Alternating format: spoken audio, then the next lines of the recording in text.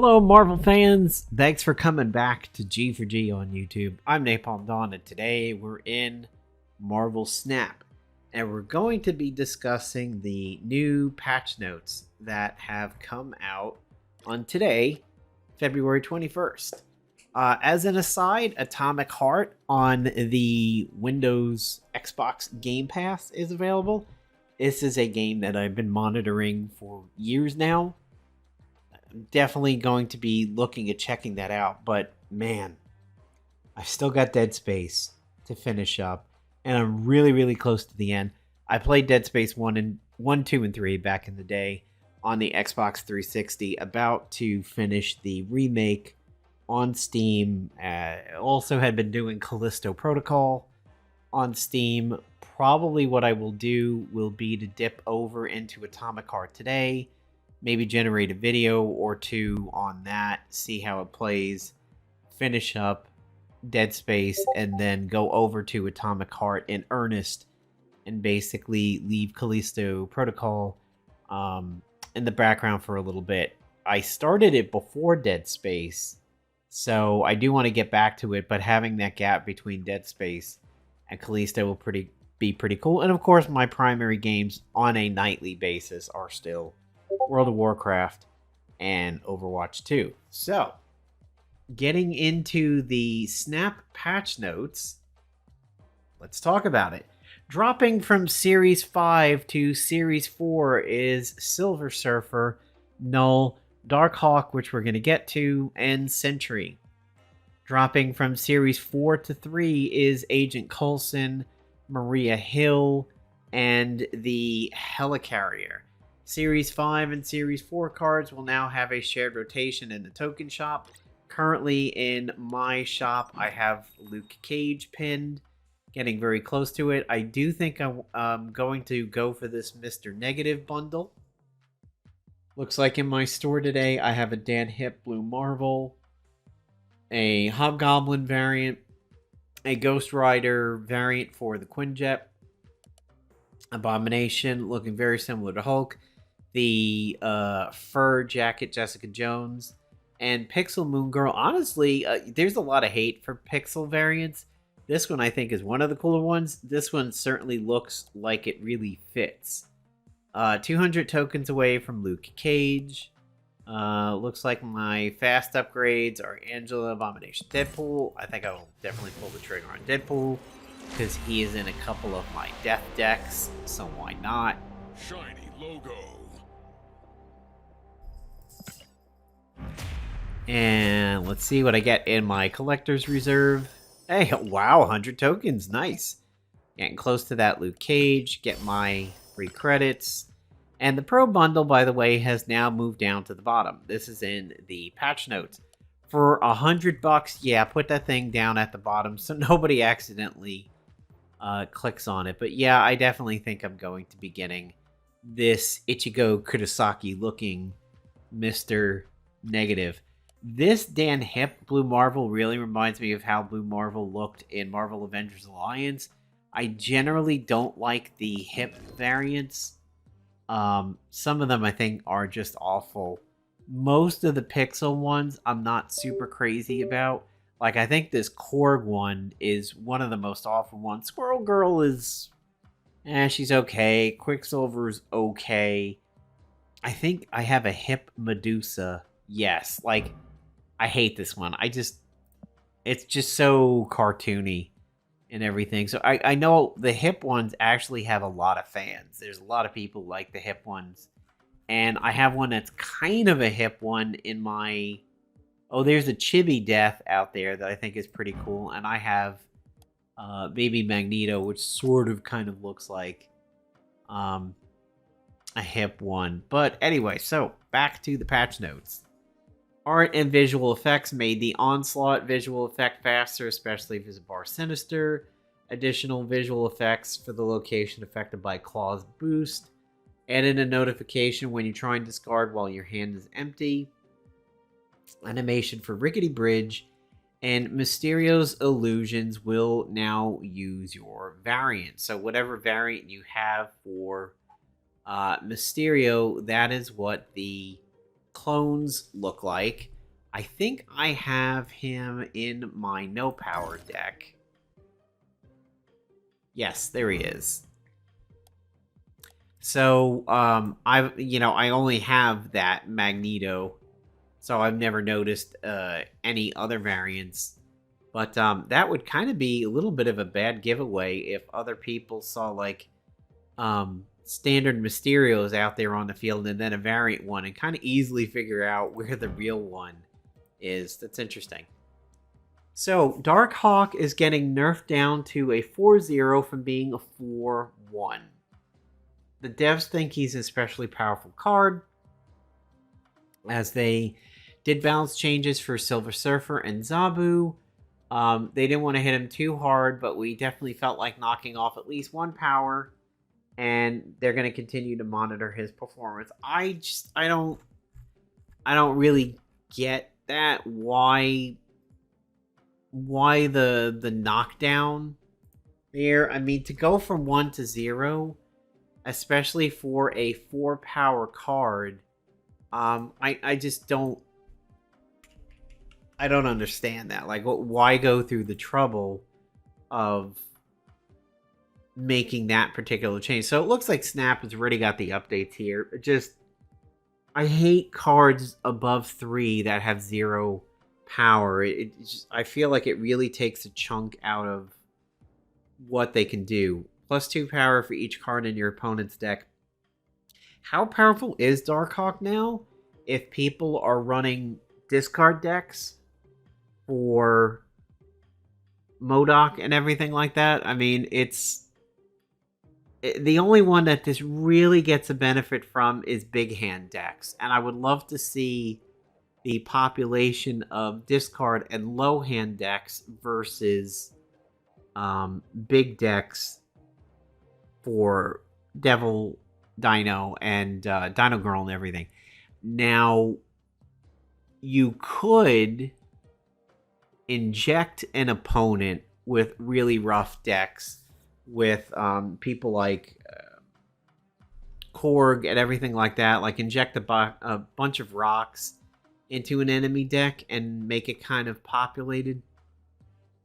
I don't know if that's how anybody is using Darkhawk right now, but to just have 0 power, I don't get it. But that's pretty good fodder right there for Mr. Negative. I think they may wind up regretting doing that and making him really easy fodder for Mr. Negative, and maybe even Jane Foster decks. Convert him to a 0, have Jane Foster pull out your zeros, and then drop a 0/4 that has a really strong benefit and now actually a pretty good power. I don't know. We might wind up regretting that a little bit. But all right. Back to the patch notes. Sandman, Thanos. Thanos is going to go from a 6-8 to a 6-11. They think he's one of the coolest cards. They're a bit sad he isn't played more often. Maybe he's just not that available. Most Thanos decks primarily focus on the stones, but we want to make sure he has his own benefit. So this is weird thinking over here. They want Thanos to benefit by himself. They want him to be a strong card by himself, but yet they want Darkhawk not to be a strong card by himself. By dipping him from 1 to 0 in his power, I think that is a more painful adjustment than bringing Thanos up to a 6-11. Because if you have Thanos, what's to say you don't run Thanos as a, just simply for a graveyard deck?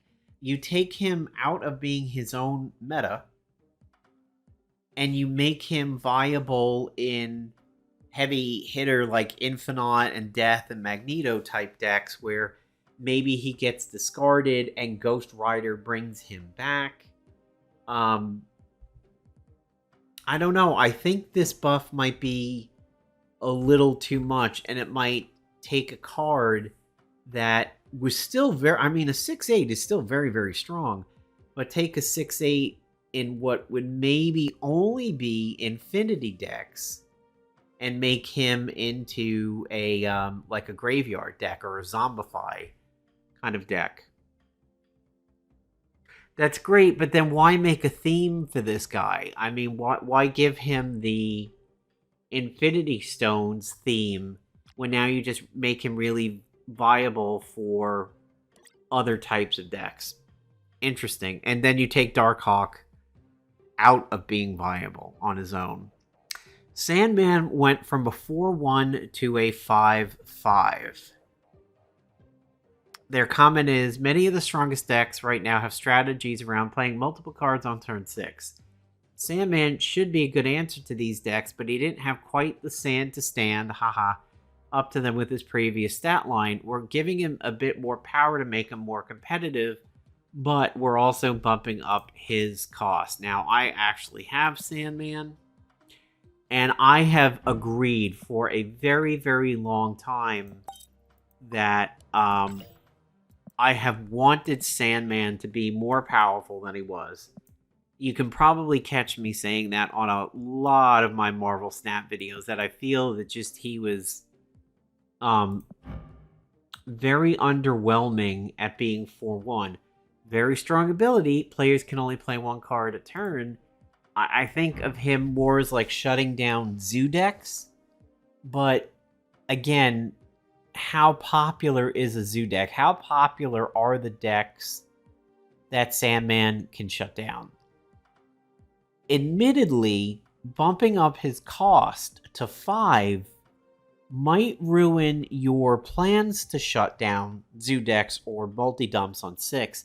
However, in a way, it kind of makes him a little bit more sneaky. If you can only play him on 5, dumping him right on 5 and not accidentally dumping him on 4 or something like that could mean a bigger surprise for somebody's turn 6. Another thing you can do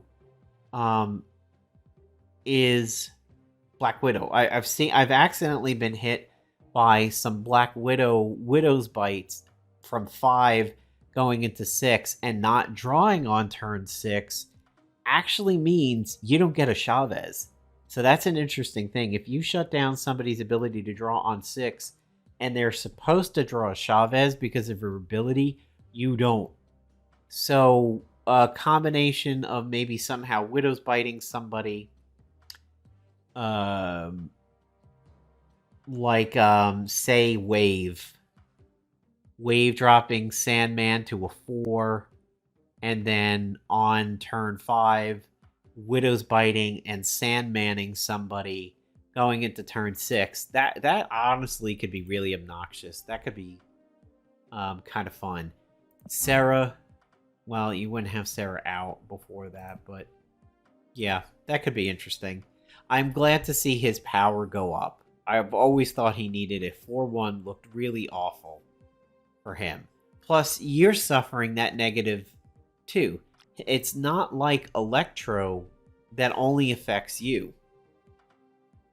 Although Electro is cool because you get the additional energy. But if you look at Electro, +1 max energy, only you can play one card a turn. I think Electro could be very interesting in a Viper deck, and I'll talk about that in just a moment. The devs have said some of these cards are rather weak, so they've given them a slight buff. Spider-Woman went up to 5-8, was a 5-7. She's been touched twice now. I think she was a 4, and then they bumped her up to a 5 cost, and now they're giving her some power. Good on reveal decks. Good if you could duplicate the ability, spread it. She's fun. She really definitely shuts down zoo decks when she hits 4 cards on the enemy side. Namor is going up to a 4-6. Dagger is going to be a 2-2.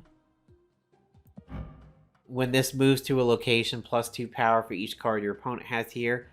I think that is cool because essentially she could become a 2-10 now.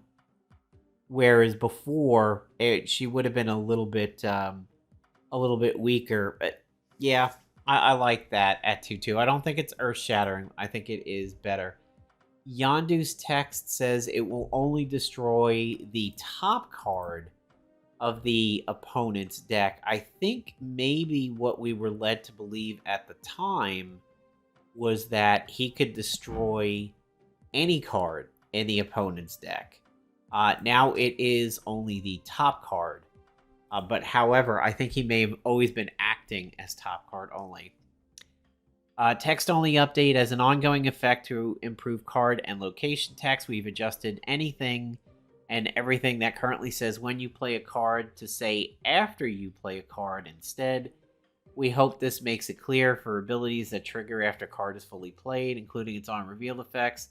People like Angela, Bishop, Iron Fist, Lockjaw, and Titania. If we look at Iron Fist, for example, on reveal, after you play your next card, move it one location to the left. So, after the card resolves, it gets kicked. Now, what could be interesting is that zone that says you have a 25% chance to destroy cards that are played here.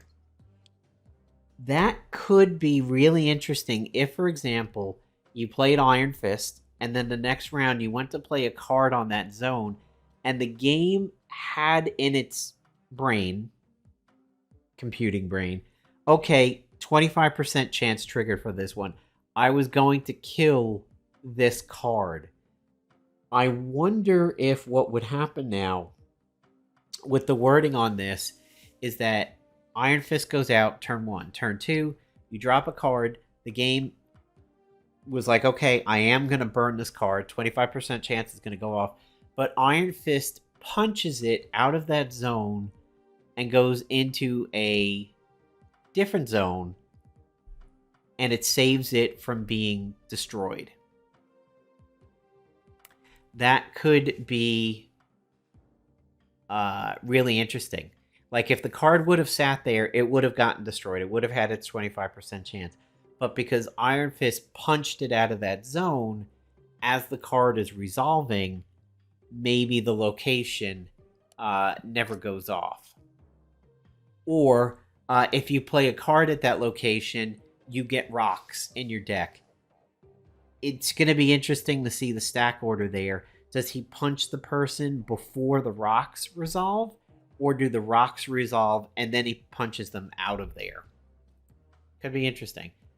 Sakaar. After this turn, put a card from each player's hand here. Sakaar had some weird interactions with Storm and Wave because of the mid-turn revealing and everything. We're sad to lose this exciting moment of Sakaar revealing. We want to avoid these confusing interactions. However, the introductory missions for Sakaar will have the old effect.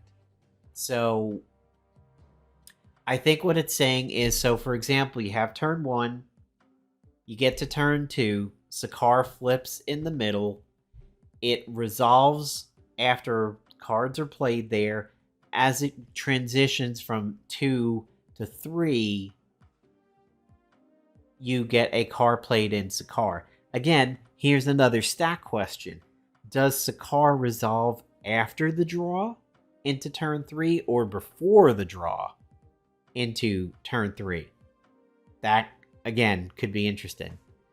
And text-only update, as noted in these cards, the following locations are being revised to use after instead of when for cards that get played there: Altar of Death, Sinister, Vats, Danger Room, Death's Domain, Leche Anguilla, Luke's Bar, Machine World, Orcus Forge, or Orcus Forge?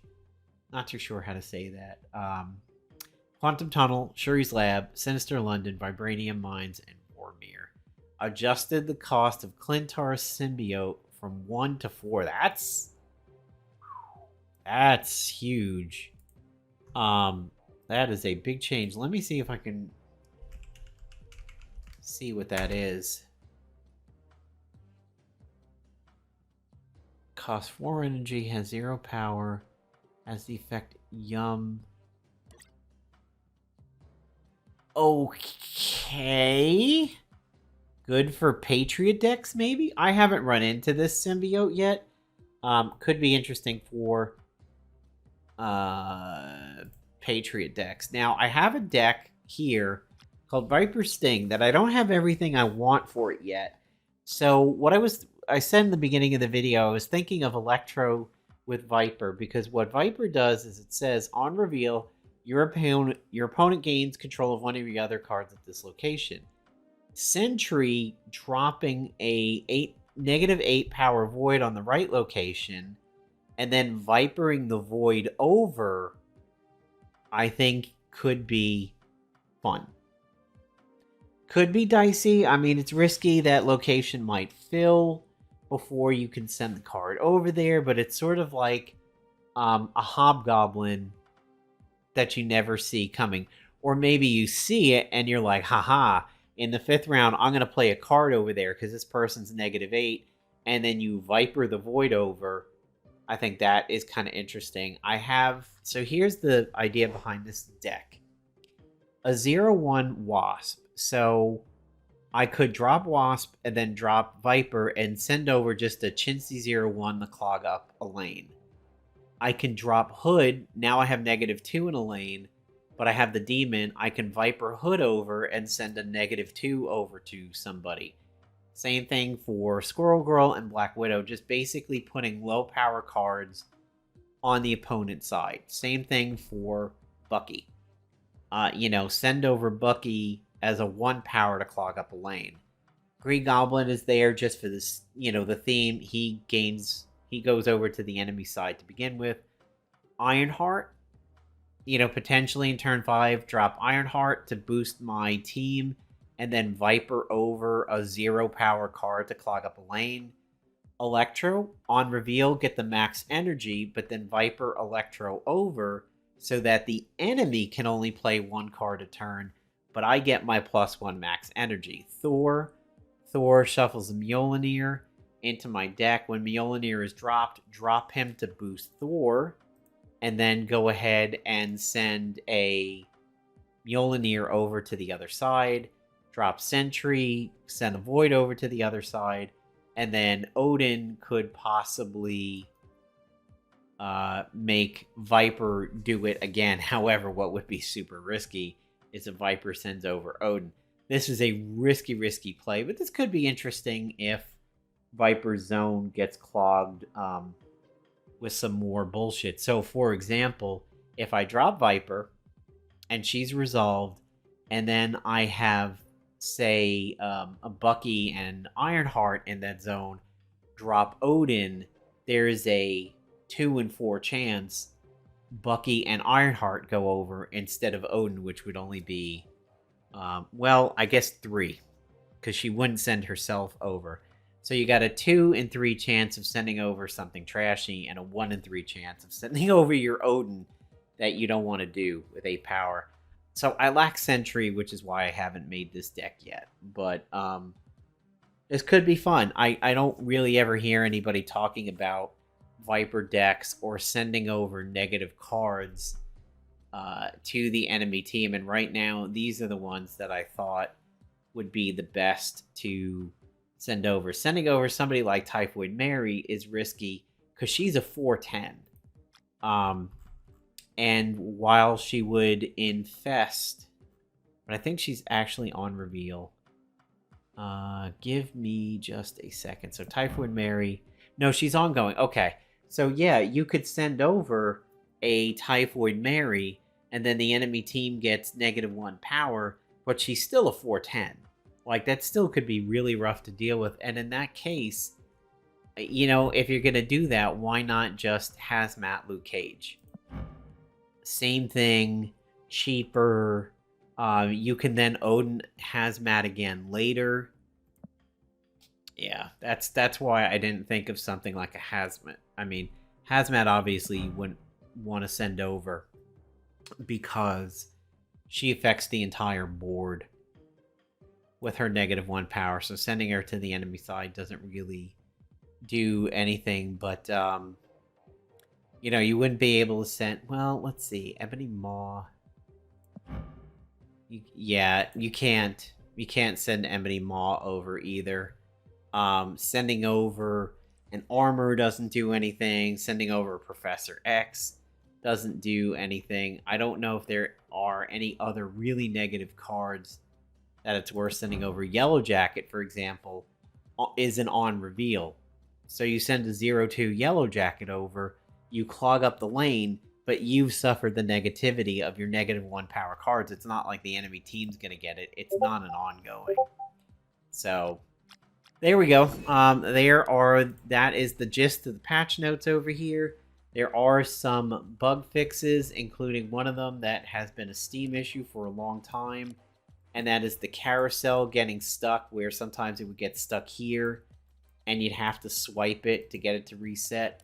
I really do wish they would start making this tab work in Steam, though. This is a real big pain in the ass that you have to go to the mobile version in order to get your inbox to work, or your news and videos and everything. So that's it for me today on Marvel Snap. Stay tuned to see if I cover what Atomic Heart is like. Peace out, everybody.